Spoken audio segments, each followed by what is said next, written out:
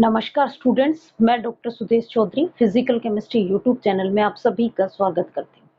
हम लोग MSc pre की स्पेक्ट्रोस्कोपी स्टडी कर रहे थे।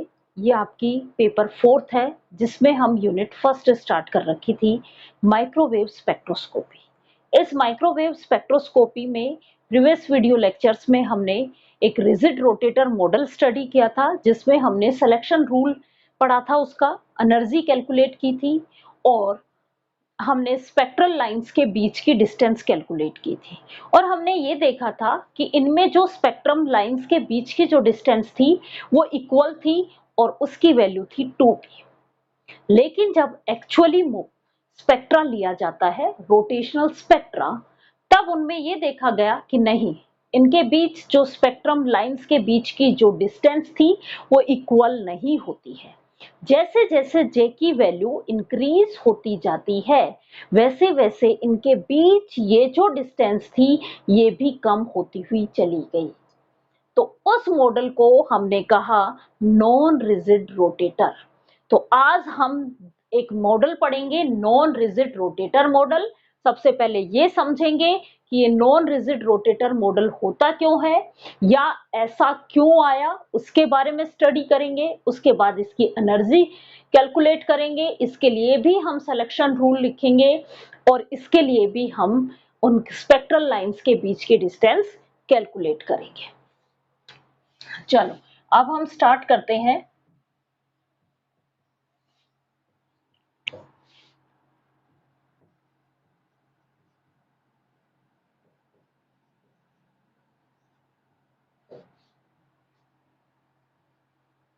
माइक्रोवेव स्पेक्ट्रोस्कोपी स्टडी कर रहे हैं। इसमें हम स्टार्ट कर रहे हैं non rigid rotator.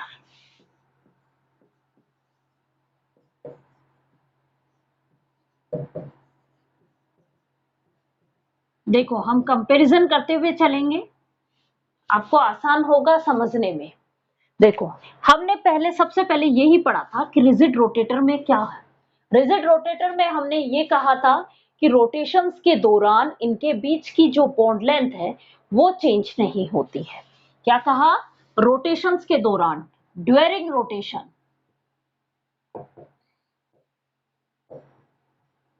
No change bond length. अब बॉन्ड लेंथ चेंज नहीं होगी तो जो आपने स्पेक्ट्रम लाइंस बनाई थी 2b पे मिली थी, आपको 4b पे मिली थी, फिर आपको मिली थी 6b पे, फिर मिली थी 8b पे, फिर मिली थी हमें 10b पे। मीन्स ये हम बात कर रहे हैं किसकी? रिजिड रोटेटर के। अभी मैंने नॉन रिजिड रोटेटर के बारे में कुछ भी नहीं बताया, हम रिजिड रोटेटर की ही बात कर रहे हैं। रिजिड रोटेटर में हमें इस तरीके की स्पेक्ट्रम लाइंस मिली थी और इन स्पेक्ट्रम लाइंस के बीच की जो डिस्टेंस थी वो क्या थी? 2b। हर एक जे वैल्यू पे क्या मिल रही थी हमें? 2b ही मिल रही थी। अब ये डिस्टेंस इक्वल क्यों होती है? क्योंकि b क्या है आपका? b है हमारा रोटेशनल कांस्टेंट। रोटेशनल कांस्टेंट की वैल्यू आप लोगों ने लिखी थी h अपॉन 8 पाई के स्क्वायर IC। यही थी h अपॉन 8 पाई के square IC।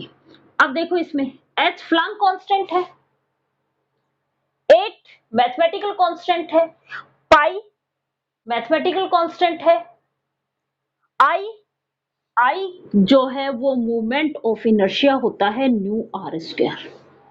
Moment of inertia mu r square. Mu क्या है? Reduce mass. अब रिड्यूस मास की वैल्यू क्या थी आपकी? m1 m2 upon m1 plus m2। Means दोनों एटम्स जो उससे जुड़े हुए हैं, जिसके बारे में हम डाई एटॉमिक मॉलिक्यूल्स की बात कर रहे हैं, तो डाई एटॉमिक मॉलिक्यूल्स में दोनों जो एटम्स है उनका मास सेम होगा, मतलब कांस्टेंट रहेगा, क्योंकि हम एक ही मॉलिक्यूल की बात कर रहे हैं। तो m1 और m2 कांस्टेंट हो गए, तो आपका न्यू भी कांस्टेंट है। और r बॉन्ड लेंथ है, हमने क्या कहा, रोटेशंस के दौरान बॉन्ड लेंथ चेंज नहीं होनी चाहिए, मीन्स आर की वैल्यू भी कांस्टेंट थी, इसलिए हमारा बी क्या था, एक कांस्टेंट था। हर एक जे के वैल्यू के लिए ये बी कांस्टेंट था। लेकिन जब हम एक्चुअली स्पेक्ट्रा की बात की, स्पेक्ट्रा निकाला गया, तो ये माना कि जब लोअर जे वैल्यू था, लोअर जे वैल्यू पे तो इन स्पेक्ट्रम लाइंस के बीच की डिस्टेंस जो थी वो इक्वल ही आई थी, बहुत ज्यादा डिफरेंस नहीं था। लेकिन जैसे जैसे जे वैल्यू इंक्रीज होती गई, लोअर जे वैल्यू पे तो क्या है, spectrum lines equally separate spectrum lines,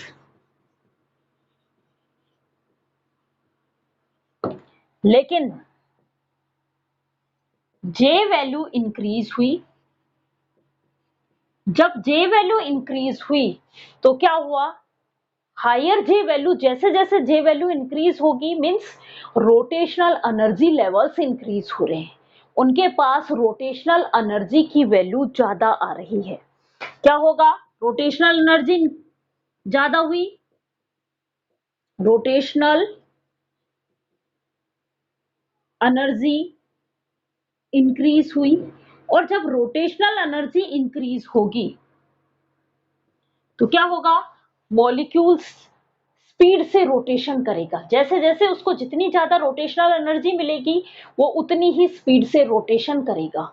जब स्पीड से रोटेशन बढ़ेगा तो क्या इंक्रीज होगा, सेंट्रीफ्यूगल फोर्स इंक्रीज होगा, सेंट्रीफ्यूगल फोर्स इंक्रीज हुआ, और सेंट्रीफ्यूगल फोर्स इंक्रीज होगा तो ये एटम्स के, मॉलिक्यूल के दोनों एटम्स जो है वो एक दूसरे से दूर जाएंगे, तो क्या होगा, बॉन्ड डिस्टेंस इंक्रीज हो गई, बॉन्ड लेंथ क्या हो गई, इंक्रीज हो गई, due to centrifugal force increase, क्या हुआ, बॉन्ड लेंथ क्या हो गई, इंक्रीज हो गई।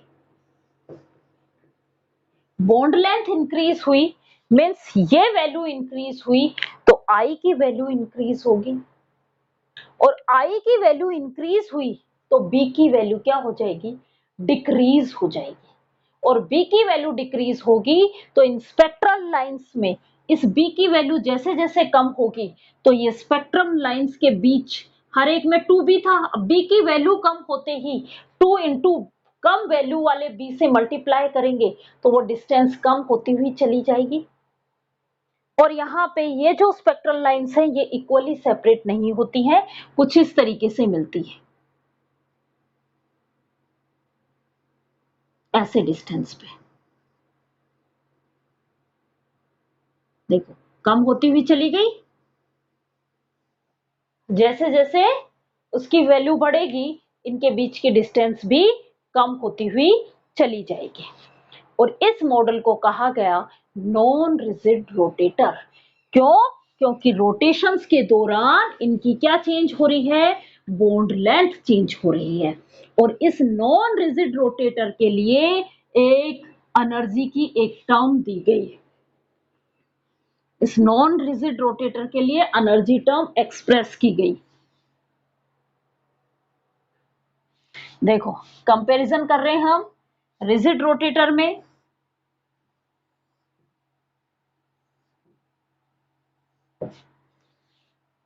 ये जे की वैल्यू है, j is equal to 0, j is equal to 1, j is equal to 2, j is equal to 3, j is equal to 4। अब क्या होगा, इनके बीच की डिस्टेंस यहां 0, ये 2b, ये क्या थी 4b,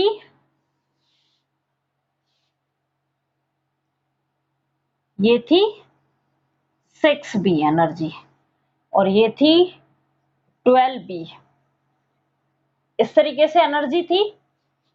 अब यहां से यहां तक की एनर्जी में 2b डिफरेंस था, यहां से यहां तक की एनर्जी में 4b डिफरेंस था, यहां से यहां तक 6b डिफरेंस था, और यहां से यहां तक 8b डिफरेंस था। जब हम नॉन रिजिड रोटेटर की बात कर रहे हैं, ये है रिजिड रोटेटर, या कहें कि हमें एक्चुअली जो मिल रहा था वो क्या मिल रहा था, J इक्वल टू 0 पे यही एनर्जी थी, इससे हल्की सी J इक्वल टू 1 पे कम मिली, इससे और कम J इक्वल टू 2 पे मिली, इससे और कम हमें J इक्वल टू 3 पे मिली। मीन्स जैसे जैसे J की वैल्यू बढ़ती गई, ये जो एनर्जी गैप है ये क्या होते गए, कम होते गए, और इनके बीच जो डिस्टेंस थी वो डिस्टेंस क्या हो रही है, डिस्टेंस कम होती हुई चली गई। क्यों कम हुई, क्योंकि यहाँ पे क्या हो रहा है, B की वैल्यू चेंज हो रही है। B वैल्यू क्या होती है, यहाँ पे डिक्रीज होती है। क्यों B वैल्यू डिक्रीज होती है, क्योंकि B जो है वो डायरेक्ट इनवर्सली प्रोपोर्शनल होता है I के, और ये इनवर्सली प्रोपोर्शनल होता है R के। तो R बॉन्ड लेंथ इंक्रीज होगी तो B की वैल्यू क्या होगी, डिक्रीज। जब B की वैल्यू डिक्रीज होगी तो इनके बीच जो एनर्जी गैप है वो भी क्या होंगे, देखो इनसे कम हो रहे हैं, एनर्जी गैप क्या होते जाएंगे, कम होते हुए चले जाएंगे। और इस मॉडल को क्या कहा गया, नॉन रिजिड रोटेटर कहा गया। और इस नॉन रिजिड रोटेटर के लिए एनर्जी की एक टर्म दी गई, और वो टर्म क्या है, रोटेटर एनर्जी जो दी गई,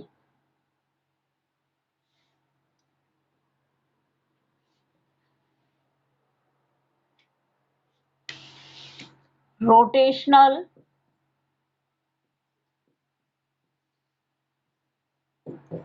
energy for non rigid rotator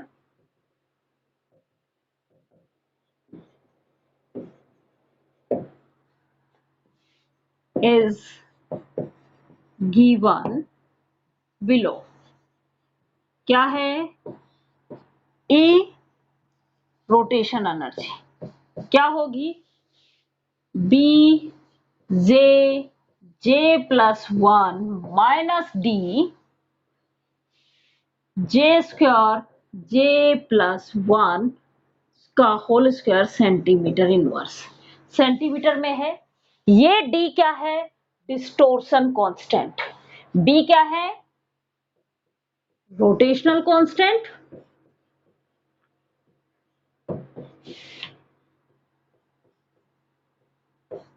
और डी क्या है, डिस्टोर्शन कांस्टेंट।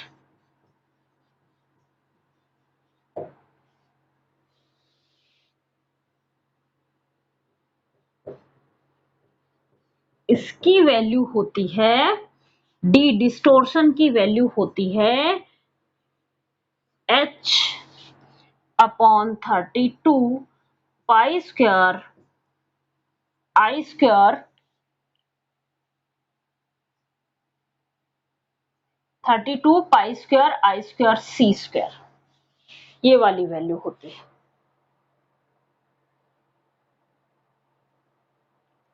ये जो है डी की value 32 pi square I square R square C, ये किस बात पे डिपेंड कर रहा है, जैसे जैसे बॉन्ड लेंथ इंक्रीज होती जाती है ये डिस्टोर्शन कांस्टेंट की वैल्यू कम होती चली जाएगी, और एक टाइम ऐसा आएगा जहां पे एक्सट्रीम यदि हम उनको बढ़ा देंगे तो डिस्टोर्टेड हो जाएगा, वो बॉन्ड टूट जाएगा। क्लियर यहां तक। अब हम इसके लिए सिलेक्शन रूल लिखेंगे।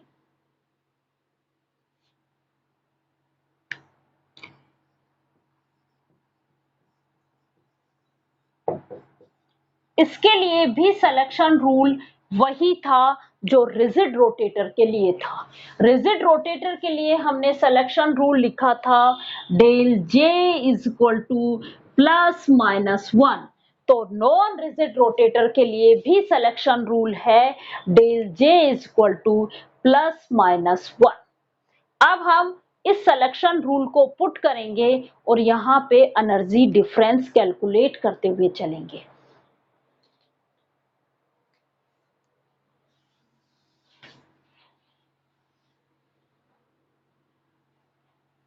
ये हमारे पास एनर्जी थी,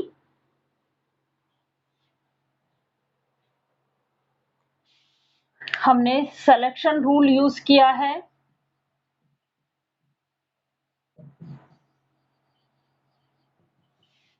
del J is equal to plus minus 1। Means मैंने आप लोगों को बता दिया था पहले वाले वीडियो में भी कि जे प्लस 1 और जे प्लस 2 ये वाले लेवल्स हैं। तो आपका कैसे होगा, जे से जे प्लस 1 में जा सकता है और जे प्लस 1 से जे में आ सकता है। ये वाले ट्रांजिशंस जो हैं जे से जे प्लस 2 या जे प्लस 2 से जे, ये वाले ट्रांजिशंस क्या हो जाएंगे, फोरबिडन ट्रांजिशंस होंगे, फोरबिडन ट्रांजिशंस होंगे। और ये वाले ट्रांजिशंस कैसे होंगे, सिलेक्शन रूल के अकॉर्डिंग होंगे, मींस अलाउड होंगे। सिलेक्शन रूल किसके आधार पे बनाया जाता है, क्वांटम मैकेनिक्स के आधार पे, क्योंकि स्पेक्ट्रोस्कोपी जो है वो किस पे फॉलो हो रही है, क्वांटम पे फॉलो होती है, क्वांटम सिद्धांतों के ऊपर आधारित है स्पेक्ट्रोस्कोपी। अब हम बात कर रहे हैं यहाँ पे del J is equal to plus minus 1, ये सिलेक्शन रूल का यूज करेंगे और अब हम यहाँ पे एनर्जी डिफरेंस कैलकुलेट करेंगे। देखो नॉन रिजिड रोटेटर के लिए हमने एनर्जी लिखी थी B J plus 1 minus D J square J plus 1 का होल स्क्वायर सेंटीमीटर इनवर्स। अब इसको मैं ईजे कहूं और जे प्लस 1 वाले की एनर्जी लिखूं तो मैं कैसे लिखूंगी, बी जहां पे जे था वहां पे अब मैं क्या पुट कर दूंगी, जे प्लस 1, क्योंकि मैं किसकी एनर्जी लिख रही हूं, जे प्लस 1 की एनर्जी लिख रही हूं। तो बी जे प्लस 1, यहां पे क्या लिखूंगी, जे प्लस 1, जे प्लस 1 और प्लस का 1 माइनस डी, यहां पे क्या लिखूंगी, जे प्लस 1 का होल स्क्वायर, यहां पे क्या लिखूंगी, जे प्लस 1 का होल स्क्वायर। क्या बन गया, मैं इसको इस फॉर्म में लिख सकती हूं, B J plus 1 J plus 2 minus D J plus 1 का होल स्क्वायर जे प्लस 2 का होल स्क्वायर। यही बनी, ये हमारे पास आ गई जे प्लस 1। अब हम सिलेक्शन रूल के अकॉर्डिंग हमारा कहां से कहां ट्रांजिशंस होगा, डेल जे निकालेंगे। क्या निकालेंगे, डेल ई कैलकुलेट करेंगे, कौन सी, जे से जे प्लस 1 में ट्रांजिशंस वाली। कौन सी एनर्जी डिफरेंस निकाल रहे हैं, जे से जे प्लस 1 में ट्रांजिशंस होगा तो कितनी रोटेशनल एनर्जी रिक्वायर होगी उस ट्रांजिशंस के लिए, तो वो क्या होगा, दोनों एनर्जी लेवल्स के बीच का डिफरेंस। भाई जे से कहा जा रहा है, जे प्लस 1 में, जे से कहा जा रहा है, जे प्लस 1 में। इस जे की एनर्जी अपने पास ये रही, इस एनर्जी लेवल्स की एनर्जी क्या है, ये रही, और जे प्लस 1 की ये रही। इक्वेशन नंबर 1 और इक्वेशन नंबर 2। तो हमें क्या निकालना है, इस जे से जे प्लस 1 में ट्रांजिशंस होगा तो कितनी एनर्जी रिक्वायर होगी इस ट्रांजिशंस के लिए, और यदि जे प्लस 1 से जे में आएगा तो कितनी एनर्जी रिलीज होगी। एक ही बात है, तो इक्वल एनर्जी या तो अब्सॉर्ब होगी, इतनी एनर्जी जे से जे प्लस 1 में जाएगा तो एनर्जी अब्सॉर्ब होगी, और जे प्लस 1 से जे में जाएगा तो एनर्जी एमिट होगी। एनर्जी एमिट होगी तो माइनस साइन आएगा, एनर्जी अब्सॉर्ब होगी तो प्लस साइन आएगा, बस। लेकिन एनर्जी डिफरेंस तो उतना ही रहेगा, तो हम एनर्जी डिफरेंस निकाल रहे हैं जे से जे प्लस 1 में। अब देखो जे प्लस 1 की एनर्जी ये रही, लिखो आप किसके बराबर होगी? E J plus one minus E J के इक्वल है। ई जे प्लस वन की वैल्यू क्या है आपके पास? B J plus one J plus two minus D J plus one का स्क्वायर जे प्लस टू का होल स्क्वायर। यही एनर्जी है माइनस ईजे की एनर्जी। ईजे की एनर्जी क्या है? ये रही B J J plus one minus D J square J plus one. अब हम इसको थोड़ा सा खोल लेते हैं और सोल्व करते हैं। बाकी चीजें मैं एक बार हटा रही हूं क्योंकि इक्वेशन बड़ी है अपनी।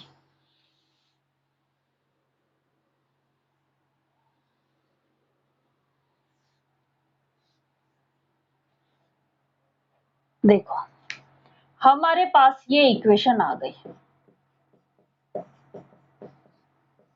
जैसे जे प्लस वन की ट्रांजिशंस की इक्वेशन आ गई, ये रही।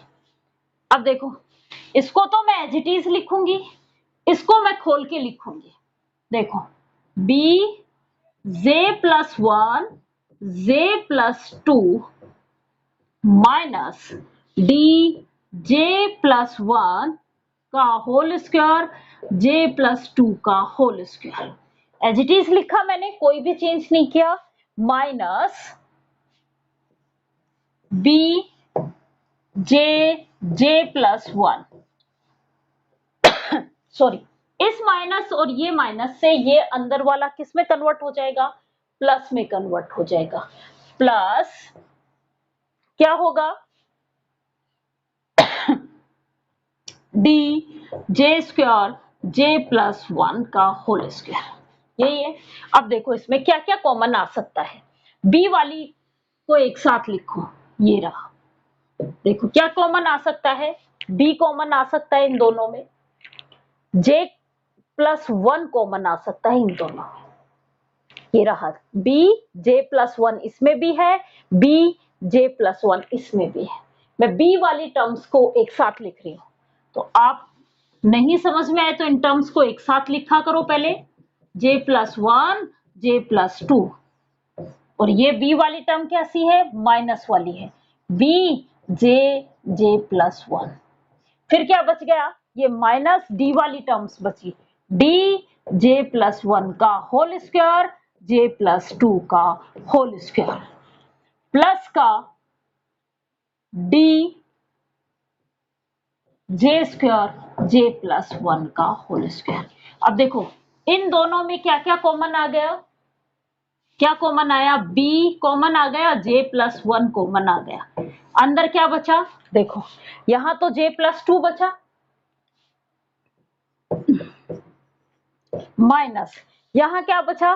बी बाहर ले लिया, जे प्लस वन बाहर ले लिया, केवल जे बचा, तो ये जे आ गया माइनस। अब मैं यदि बाहर माइनस लेती हूं कॉमन, और इन दोनों टर्म्स में से देखो आप क्या क्या कॉमन आ रही है। इस टर्म और इस टर्म में क्या क्या कॉमन आ रही है? डी कॉमन आ रहा है, जे प्लस वन का होल स्क्वायर दोनों में है वो कॉमन आ रहा है, तो मैंने माइनस का डी जे प्लस वन का होल स्क्वायर बाहर ले लिया, तो अंदर क्या बचा? अब ये j प्लस टू का होल स्क्वायर किसका था? माइनस का था, लेकिन अंदर किसका हो जाएगा? प्लस का, क्योंकि बाहर माइनस है। तो क्या होगा? j प्लस टू का होल स्क्वायर। फिर क्या आया? देखो प्लस का है साइन, लेकिन बाहर माइनस है, इसलिए ये प्लस वाला साइन किस में कन्वर्ट हो जाएगा? माइनस के साइन में कन्वर्ट हो जाएगा। ये क्या होगा? Minus J square. यही बचा। अब देखो सोल्व करो इसको, कुछ कट रहे हैं उनको काटते हैं। ये तो आसानी से सोल्व हो गया। ये प्लस का था, ये माइनस का था, ये कट गया, और ये तो आपके पास आ गई बी जे प्लस वन और यहाँ क्या बचा, ओनली 2, तो मैं इस 2 को आगे लिख दिया। ये बचा 2bj+1। अब आते हैं इस पे, ये थोड़ा सा डिफिकल्ट है, इसको खोलेंगे अंदर वाले को, पहले पूरे को, dj+1 का whole square as it is, कुछ भी चेंज नहीं किया। अब अंदर वाला है ये a प्लस बी का होल स्क्वायर को हम खोलते हैं, a square plus B square plus 2ab। इसी फॉर्म से मैं इस j+2 को खोल रही हूँ। j+2 को खोलूंगी, कैसे खोलूंगी, j square plus 4 plus 4j। कैसे खोला, a का स्क्वायर प्लस b का स्क्वायर प्लस 2ab, यही आएगा। आप देख लेना, माइनस जे स्क्वायर। आप मेरे साथ साथ ये डेरिवेशंस करोगे तो आप लोगों को ये डेरिवेशंस कंप्लीट समझ में आएंगे। जैसे जैसे मैं करती जा रही हूं वैसे वैसे करो आप। जे स्क्वायर से जे स्क्वायर कैंसिल आउट, ये प्लस का था ये माइनस का था, यहां भी सोल्व हो गया। क्या बनेगा आपका, ये बना 2bj+1 माइनस, यहां क्या क्या बचा, ये 4 प्लस 4j। यदि मैं इसमें से 4 कॉमन ले लूं तो मेरे पास कुछ ऐसा आ जाएगा कि 4 तो बाहर आ गया, इन दोनों में से 4 बाहर आ गया, दोनों में 4 कॉमन था, 4 बाहर आ गया, dj+1 का whole square as it is. अब ये क्या बना, 4 बाहर आया तो यहां क्या आएगा, 1 प्लस j, ये तो बचेगा। दोनों का 4 मैंने बाहर ले लिया, ये 4 बाहर लिया तो इसकी जगह तो क्या बना 1, फिर प्लस आएगा, फिर 4j की जगह क्या बचा, केवल j। अब देखो j+1 का होल स्क्वायर पहले से है हमारे पास और एक j+1 और आ गया। जब बेस सेम होती है तो पावर्स ऐड हो जाती है, तो स्क्वायर की जगह यहाँ पे क्या बन जाएगा, क्यूब की फॉर्म में कन्वर्ट हो जाएगा और हमारे पास एक इक्वेशन क्या आएगी,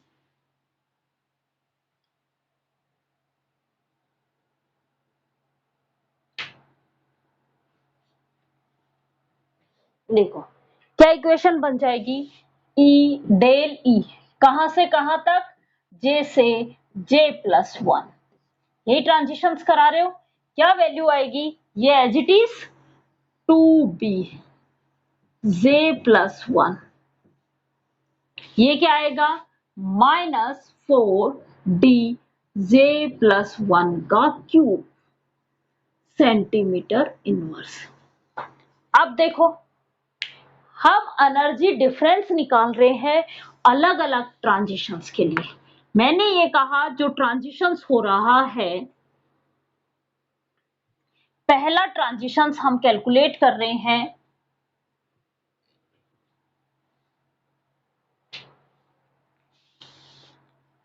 j = 0 से ट्रांजिशंस हो रहा है j+1 = 1। मीन्स जो ट्रांजिशंस हो रहा है वो आपका क्या हो रहा है, 0 से 1 वाले में ट्रांजिशंस हो रहा है। क्लियर यहां तक।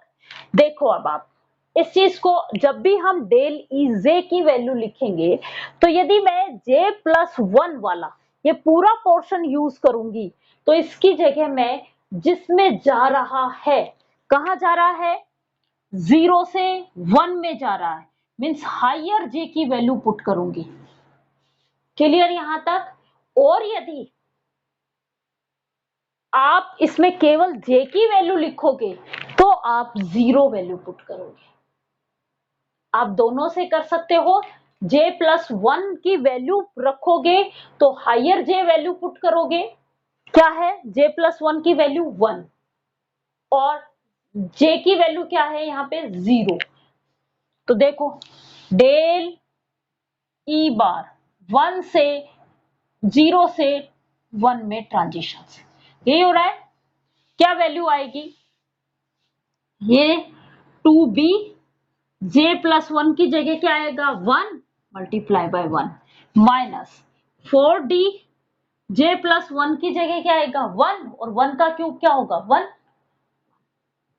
मीन्स ये क्या वैल्यू आ गई 2b minus 4d centimetre inverse.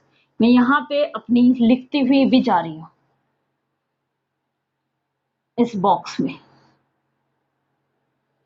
हमने डेल ई कौन से वाली 0 से 1 में ट्रांजिशंस ये निकाला, हमारे पास आया 2b माइनस 4d की वैल्यू इतनी सेंटीमीटर इनवर्स।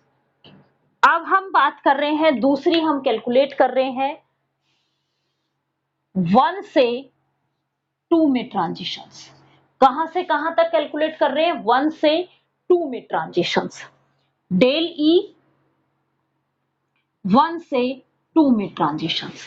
तो अब मेरे पास j प्लस 1 की वैल्यू क्या आ गई? 2 आ गई।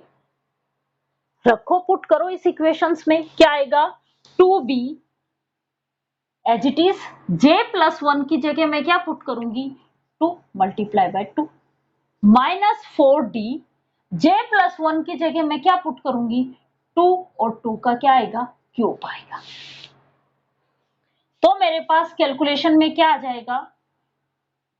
4b माइनस 2 का क्यूब 8, 8 4 जा 32d। तो देखो डेल ई कहां से? 1 से 2 में ट्रांजिशंस, क्या मिला हमें? 4b minus 32d। ये एक स्पेक्ट्रल लाइंस हमें मिलेगी 2b माइनस 4d पे, दूसरी स्पेक्ट्रल लाइंस मिलेगी हमें 4b माइनस 32d। अब देखो ये 32 नंबर बढ़ता गया, यहाँ 4 था, यहाँ 32, हो सकता है आगे और भी ज्यादा बढ़े। अब हम ट्रांजिशंस करवा रहे हैं कौन से वाले? j इज इक्वल टू 2 से j इज इक्वल टू 3 में। तो अब मेरे पास j प्लस 1 की वैल्यू क्या आ गई? 3 हो गई। यही हुआ, j प्लस 1 किस में कन्वर्ट हो गया? 3 में कन्वर्ट हो गया। तो मेरे पास डेल ई कौन सा वाला? 2 से 3 वाला क्या बनेगा? 2b, j प्लस 1 की जगह मैं क्या वैल्यू पुट करूंगी? 3 इंटू में 3 माइनस 4d, j प्लस 1 की जगह क्या वैल्यू पुट करूंगी? 3 का क्यूब। ये क्या बनेगा? 6b माइनस ये क्या बनेगा? 4d इंटू में 27, और 27 को 4 से मल्टीप्लाई करेंगे अपन जब, तो ये आएगा 108d। क्या आएगा? 108d, इतना सेंटीमीटर इनवर्स। देखो हर एक स्पेक्ट्रल लाइंस जब भी हमें मिल रही है, वो ये जो वैल्यू है, ये माइनस वाली जो वैल्यू है, ये ज्यादा बढ़ती हुई चली गई। डी की वैल्यू जो है, डी वैल्यू, डी क्या है? Distortion constant value. Distortion constant की वैल्यू जो है वो बी के कंपैरिजन में बहुत कम होती है, बी के कंपैरिजन में बहुत कम होती है। और डी की जो वैल्यू मिलती है हमें, ये मिलती है 4b अपॉन न्यू नोट। अब देखो बी की वैल्यू बहुत कम होती है, रोटेशनल कांस्टेंट, और उस कम वैल्यू को हम न्यू फ्रीक्वेंसी होती है, उस फ्रीक्वेंसी से डिवाइड करते हैं तो वैल्यू हमें बहुत ही कम मिलती है, और हमारे पास जो डी आता है वो लेस देन आता है बी। यही होता है रिलेशन कि डी, बी और डी में ये रिलेशन मिलता है 4b अपॉन न्यू नोट, ये रिलेशन मिला। अब ये रिलेशन हमें क्या कह रहा है? ये रिलेशन कह रहा है कि b की वैल्यू बहुत एक नॉर्मल वैल्यू होती है, किसके कंपैरिजन में? न्यू नोट के कंपैरिजन में। न्यू नोट की वैल्यू बड़ी होती है किसके? 20 के कंपैरिजन में। किसी बड़ी चीज को हम डिवाइड करते हैं, किसी बड़ी चीज से किसी को भी डिवाइड करते हैं, तो वैल्यू, ओवरऑल वैल्यू क्या है? हमें छोटी वैल्यू मिलेगी। तो इस डी की वैल्यू बहुत ही कम हो गई। अब डी की वैल्यू कम हुई, इसलिए -4d मीन्स लोअर जे की वैल्यू पे जो ट्रांजिशंस हो रहे हैं वहां पे तो बहुत ज्यादा डिफरेंस नहीं आ रहा है। लेकिन जैसे जैसे हम हायर जे की तरफ बढ़ रहे हैं, जे ट्रांजिशंस कर रहे हैं, तो ये वैल्यू जो है ये नंबर बढ़ता हुआ चला जाएगा। अब क्या आ रहा था, कहां से, 2 से 3 में ट्रांजिशंस हो रहे थे, क्या मिला था हमें, 6b माइनस 108d। देखो ये 4 था, फिर ये 32 है, ये 108 है, आगे और भी ज्यादा बढ़ जाएगा। तो किसी भी, अब ये जो माइनस वाली वैल्यू है ये ज्यादा आने लग गई, तो हमारा जो डिफरेंस निकल के आ रहा था स्पेक्ट्रम लाइंस के बीच में, वो एक्चुअली अब 2b नहीं रहा, उससे कम होगा। और जैसे जैसे जे की वैल्यू बढ़ती जाएगी, इन स्पेक्ट्रम लाइंस के बीच की डिस्टेंस जो है वो कम होती हुई चली जाएगी, और एक टाइम ऐसा आएगा जहां पे हमें ओवरलैपिंग होना भी शुरू हो जाता है हायर जे वैल्यू पे। तो आपका जो स्पेक्ट्रा मिलता है वो कैसे मिलेगा,